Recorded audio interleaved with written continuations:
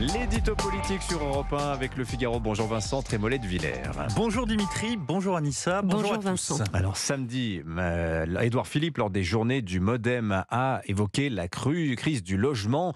Il a notamment pointé la fin progressive de la location des passoires thermiques. Attention, bombe sociale, a-t-il alerté en disant que cette mesure toucherait d'abord les plus modestes. La semaine dernière, c'est Bruno Le Maire qui disait qu'à titre personnel, lui, il était pour le report de cette mesure. Est-ce que le vent est en train de tourner, Vincent ? Disons qu'à l'approche de l'application de ces nouvelles règles sur les passoires thermiques, le réel est en train de reprendre ses droits. Alors on va rappeler aux auditeurs qu'il s'agit d'interdire à partir du 1er janvier 2025 la location de bâtiments anciens trop consommateurs d'énergie. Le problème est que le système de contrôle de ces logements, le fameux DPE, diagnostic de performance énergétique, est complètement défaillant et peut changer d'un vérificateur à l'autre pour le même logement. On va rappeler aussi que ce diagnostic ne prend pas en compte l'intérêt des bâtiments anciens durant les canicules. L'ancien, en effet, protège souvent mieux de la chaleur que le neuf, donc on utilise moins de climatiseurs dont l'effet est catastrophique sur l'environnement. On pourrait ajouter les exigences du patrimoine historique classé, l'angle mort du patrimoine historique non classé, qui en France ne compte pas pour rien, et puis les batailles kafkaïennes dans les copropriétés entre les résidents qui refusent de faire les travaux et ceux qui veulent les faire pour pouvoir louer leur appartement. Bref, sur des motifs arbitraires, mouvants, administratifs, on va interdire à la location des centaines de milliers de logements, tandis que dans le même temps, des centaines de milliers de Français n'arrivent pas à se loger. C'est officiel, Dimitri, avec cette nouvelle norme sur les passoires thermiques, l'Absurdistan passe au vert, après les bureaucrates du sanitaire, après les technocrates du prix à la pompe.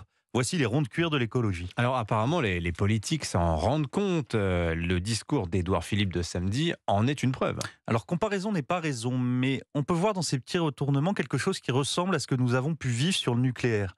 Des décisions légères pour avoir le badge écolo, et puis derrière une prise de conscience des conséquences sociales, politiques et même environnementales de ces décisions. Dans cet inventaire, on trouve de tout, parfois jusqu'au délire. Ça va de l'interdiction des avions d'affaires jusqu'au contrôle des naissances, en passant par la réduction spectaculaire du nombre de vaches.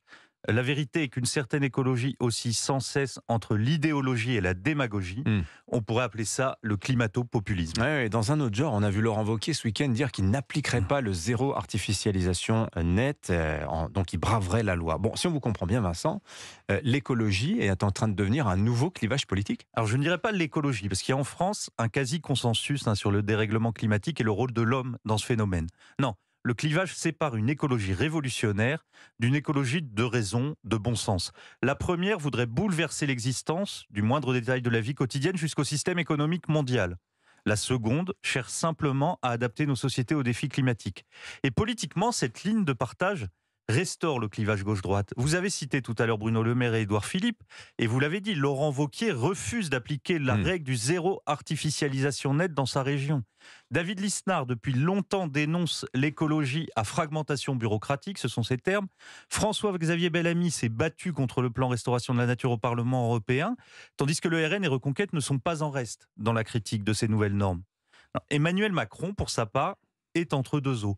Il doit contenter Pascal Canfin, qui au Parlement européen tient une ligne radicale sur le sujet, sans désespérer Bruno Le Maire.